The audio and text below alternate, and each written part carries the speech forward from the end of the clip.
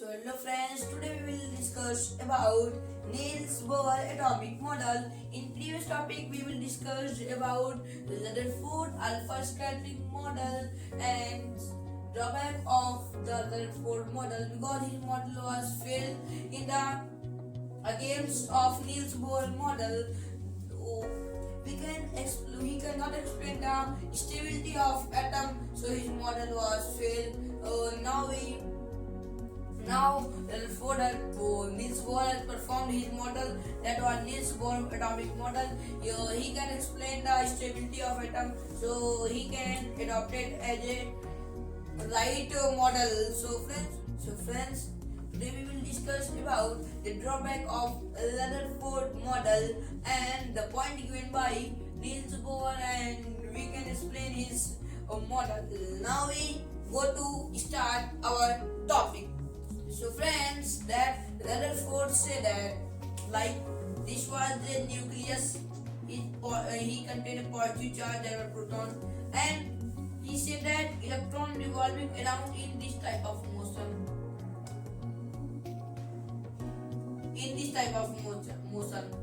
At last, this was electron means this was electron. What electron? An electron was rolling in this orbit, and he can electron revolve, and at last he collided with positive charge that was proton. And when he collided with positive charge that was proton, and that means there is no any proton and neutron in the atom, and here atom was unstable. What friends? Atom was unstable. तो friends यहीं पे हमारा atom unstable हो जाता है, तो ये पूरा करेक्टली हो इनकरेक्ट है. सो फ्रेंड्स ये हमारा इनकरेक्ट पूरा का पूरा, क्योंकि यहाँ पे अगर एटम अनस्टेबल है तो इस एग्जांपल है, जैसे मेरे पास ये पेन है जो कि मार्कर है, सॉरी ये मार्कर है, ये मैनी एटम्स का बना हुआ है. अगर एटम अनस्टेबल होता तो इस मार्कर की क्या प्रॉपर्टी होती? क्या यहाँ पे लिख सकता कुछ भी? क्या इसके अंदर इंक हम लोग डाल सकते? नहीं, इसके अंदर हम कुछ नहीं कर सकते अगर एटम अनस्टेबल होता. लेकिन यहाँ पे हमारा एटम पूरे तरीके से स्टेबल फॉर्म में रहता है. तो इसी को देखते हुए निल्स बोर ने इसको कहा कि ये इनकरेक्ट मॉडल है. सो फ्रेंड्स उसके बाद निल्स बोर ने अपना मॉडल दिया, तो आइए हम इसको समझते हैं. in 1913 and he can propose his model, that was Niels Bohr atomic model, in which he said that the Rutherford model was correct. It was 80% correct and 20% wrong because he cannot explain the stability. That he can find that in the nucleus there is a positive charge, and he can found that electron was revolving around the nucleus. But he cannot explain the stability because when he say that electron revolves in circular orbit, means electron revolves in circular orbit, means this was circular orbit, that was electron which was revolved. And people say that अगर वो circular orbit में revolve कर रहा है तो वो accelerated motion होगा. अगर वो एक्सीलरेटेड मोशन होगा तो वो एनर्जी में रेडिएट करेगा. तो एनर्जी किस फॉर्म में वो रेडिएट कर रहा है? तो इसी के आंसर वो नहीं दे पाए. उन्होंने कहा कि एक्सीलरेटेड मोशन में है. एक्सीलरेटेड मोशन में क्यों है? क्योंकि सर्कुलर मोशन में उसकी वेलोसिटी चेंज हो रही है, तो एक्सीलरेटेड मोशन हो गया. वेलोसिटी क्यों चेंज हो रही है? क्योंकि यहाँ पे हर पॉइंट में उसका डायरेक्शन चेंज हो जाता है. इलेक्ट्रॉन यहाँ रिवॉल्व कर रहा है तो उसका हर एक पॉइंट में उसका डायरेक्शन चेंज हो जा रहा है. तो उसने उन्होंने कहा कि एक्सीलरेटेड मोशन में. अब अगर एक्सीलरेटेड मोशन में उन्होंने कह दिया था, तो उसी तरीके लोगों ने पूछा कि एक्सीलरेटेड मोशन में है तो एनर्जी भी रेडिएट करेगा.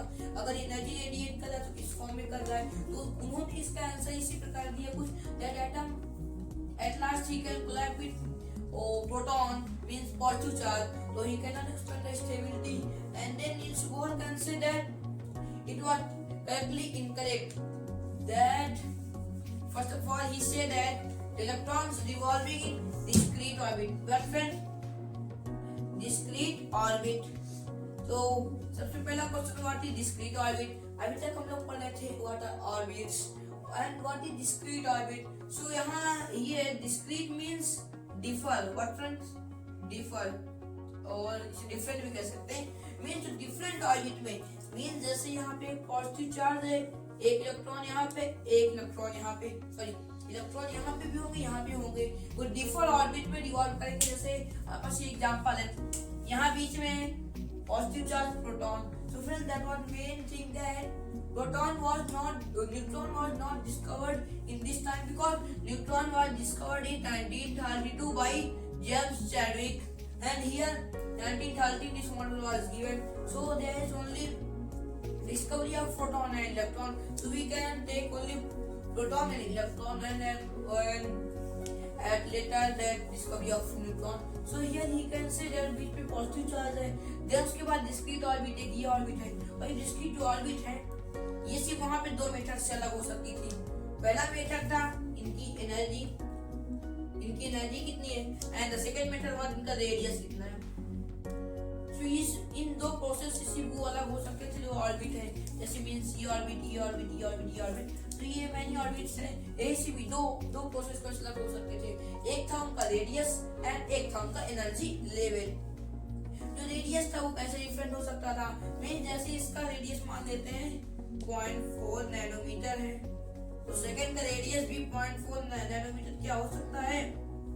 No, this is correct. उसका 0.4 नैनोमीटर हो ही नहीं सकता, उसका 0.4 से चाहे जस्ट थोड़ा बढ़ जाए, लेकिन थोड़ा सा ही बढ़ेगा, 0.49 नैनोमीटर हो सकता है, लेकिन 0.4 नैनोमीटर नहीं हो सकता।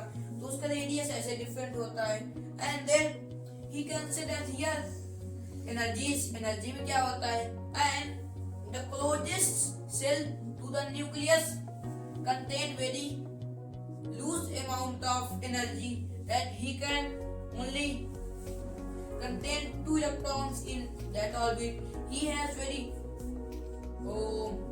small energy, and in increasing order the energy was also increased. And what are energies? Energy level is called cell, subcell or orbitals. So friends, what are cells, subcell and orbitals we can study in our previous lecture. If you don't watch that video, go and watch the video. So here increasing order में energy बढ़ रही है, और इनकी energy कैसे होती है, means अगर इनको हम ये सेल जो होते हैं ना, ये आप कहेंगे ये shell first shell, second shell, फिर ये उसके बाद वाली सेल, आप ऐसे कहेंगे तो आपको प्रॉब्लम होगी। तो इनका नील्स बोहर ने इनका नाम भी दिया था, वो नाम कुछ ऐसे दिया था, उन्होंने पहली सेल को कहा था ये के है, एंड सेकंड सेल को कहा था वो एल है, and third shell that was M, and fourth shell that was N, and so on. And उन्होंने अल्फाबेट में इसका नाम दे भी दिया, उसके बाद उन्होंने इसका नाम न्यूमेरिकल्स में दिया, वो कैसे 1 2 3 4 एंड सो ऑन, न्यूमेरिकल्स में नाम हो गया उसका। और ये जो main thing that was that energy level was denoted by small N. But friends, small N से जो एनर्जी लेवल होते हैं ये सब डिनोट किए जाते हैं, और हम इसको सबसे कम एनर्जी लेवल क्यों कह रहे हैं, क्योंकि इसके अंदर सबसे कम कैपेसिटी है इलेक्ट्रॉन होल्ड करने की। कैसे फ्रेंड्स, आइए हम समझते हैं। So friends, we can understand the capacity of these cells or orbits that he can contain by the formula of 2L square. This was a formula that we can find any cell, any capacity of cell that can hold electrons. First cell that was 2N square, we can put N equal to 1. N equal to 1 equal to that cell that was K cell. K cell में हम N equal to 1 put करेंगे, और यहाँ formula में जब यहाँ N equal to 1 में formula के साथ हम पुट करेंगे तो ये 2 इलेक्ट्रॉन्स में गिव करेगा, और जब N equal to 2 में करेंगे तो ये हमें 8 इलेक्ट्रॉन्स करेगा।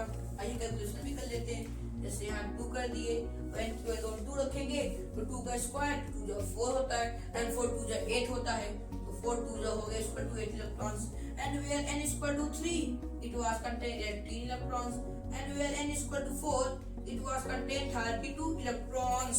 And finally, he has larger capacity than third, second, and first, because he can hold 32 electrons in the orbit. So he can adopt a larger space and larger radius होगा इसके पास radius भी बड़ा होगा और इसका energy भी बड़ा होगा, तो इससे हमारी ये सारे ऑर्बिट्स अलग अलग रहेंगे।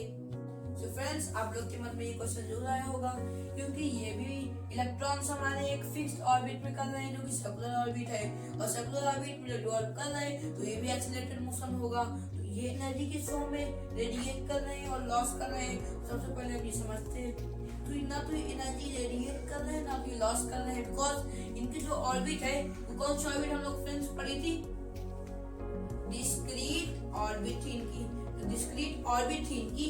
अगर डिस्क्रीट ऑर्बिट है तो इनके पास एक डिस्क्रीट एनर्जी भी होगी, तो इनकी फिक्स्ड एनर्जी होगी। और फ्रेंड्स इनकी fixed energy that was orbit, fixed energy of orbit. So ये फ्रेंड्स एनर्जी लॉस ही नहीं करते क्योंकि इनकी फिक्स्ड ऑर्बिट नहीं होती, ऑर्बिट फिक्स होती है, तो एनर्जी उसमें लॉस ही नहीं करते क्योंकि एनर्जी तभी लॉस करेंगे इनकी फिक्स्ड ऑर्बिट है। अगर ये किसी ऑर्बिट के बाहर दूसरे ऑर्बिट में जाते हैं तब ये एनर्जी लॉस करेंगे। मींस जैसे अगर कोई मींस मान लीजिए कोई एनर्जी इसमें आ गई तो यहाँ पे इलेक्ट्रॉन्स था, इलेक्ट्रॉन को इसमें ये क्या हुई, बाउंड हुई। तो इलेक्ट्रॉन जैसे हम लोग का पहुंच गया, मींस इलेक्ट्रॉन पहुंच गया एक ऑर्बिट में, नहीं नीचे कर लेते, ये इलेक्ट्रॉन पहुंच गया ये यहाँ पे, ये कौन सा ऑर्बिट है, एन ऑर्बिट में। इलेक्ट्रॉन अगर एन ऑर्बिट में पहुंच गया है हमारा तो ये अपनी एनर्जी लॉस करेगा और धीरे धीरे एनर्जी लॉस करके नीचे आएगा, फिर अपनी सेल में ही आ जाएगा, that was L shell. Energy loss करेगा फिर नीचे आएगा, फिर एनर्जी लॉस करेगा फिर नीचे आएगा, और फिर जब तक अपनी सेल में नहीं आएगा तब तक एनर्जी लॉस करेगा, और that was he can come in this shell, that was L shell. वो अपनी सेल में आ ही जाएगा क्योंकि अब वो एनर्जी गेन भी करेगा। अगर वो नीचे रहेगा, अगर वो नीचे रहेगा तो न्यूक्लियस के पास रहेगा, और न्यूक्लियस में बहुत एनर्जी होती है, तो न्यूक्लियस एनर्जी लेगा और फिर ऊपर जाएगा, फिर न्यूक्लियस एनर्जी लेगा फिर ऊपर जाएगा। जब वो अपनी सेल में पहुंच जाएगा तब वो वहां से अपना एनर्जी रेडिएट करना रोक देगा। ये हमारे न्यूज बोल ने कहा, जो कि एक फुल फॉर्म देता है एटम को एक स्टेबल होने में। फ्रेंड्स एटम इससे हमारा पूरा फुल्ली प्रूफ स्टेबल जाता है, और हमारा रदरफोर्ड का मॉडल ड्रॉबैक में हो गया और वो फुल्ली स्टेबल नहीं था। सो आज के टॉपिक में फ्रेंड्स बस इतना ही। अगर आपको वीडियो पसंद आया तो लाइक करिए और चैनल को सब्सक्राइब करिए। Bye bye.